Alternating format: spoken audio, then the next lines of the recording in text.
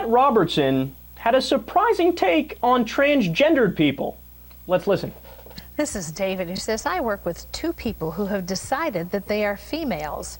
I know what the Bible says about homosexuality, but is it wrong to refer to them as females since they've had their gender status changed in the eyes of the law?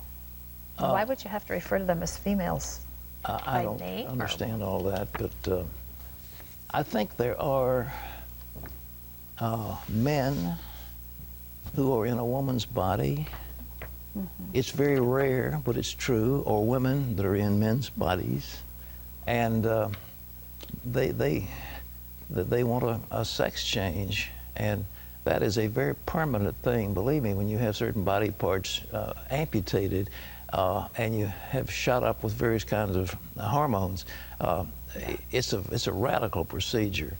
I don't think there's any sin associated with that. I don't condemn somebody for doing that, but somebody who just says, well, I'm really a woman, I question the validity of that statement. But they say they're counted as female. You don't count somebody as female unless they really are, or male unless they really are. In this instance, so this is a person who works with two people, so he doesn't really know their intentions or know their personal medical scenario. It's not for you to decide or to judge. All right. Interesting. Don't judge. It's not a sin. Look, even a broken clock is right twice a day, I believe the old saying goes. And it reminds me of this classic Pat Robertson moment. But there's something else we've got to recognize. We're locking up people that take a couple of puffs of marijuana, and the next thing you know, they got 10 years. They've got mandatory sentences, and these judges just say, they throw up their hands and say, there's nothing we can do, there's mandatory sentences.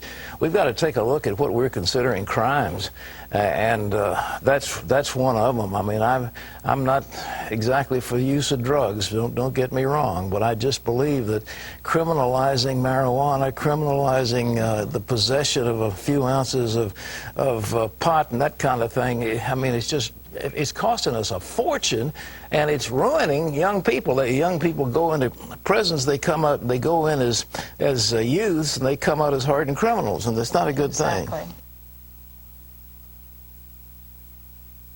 Wow. Every once in a while, the funny thing is, though, for Pat Robertson, it actually is just twice. Like, those are the only two where I think, all right, okay. But it's interesting. See, for the transgendered comment, it makes me believe that there's a slight chance if you show Pat Robertson the passages of the Bible that say you can't eat shellfish, like, he'll actually protest the fish market. And if you show him the part about you should be put to death if you wear mixes of two different fabrics on your clothing, like, he might actually kill himself or go protest every single clothing store because they all make clothing like that. And he'd say, oh goodness, did you see this part in the Bible where it says you can't wear two different clothes? And the reason I say that is because, I mean, I get, yeah, it doesn't say anywhere in the Bible, I don't think, that transgender people are wrong. So what Pat is saying is, yeah, it doesn't say in the Bible, so I don't care about it. Okay, don't judge him, no problem. Fascinating character Pat Robertson is. It's a shame 99.9% of the time he spews moronic, hateful venom.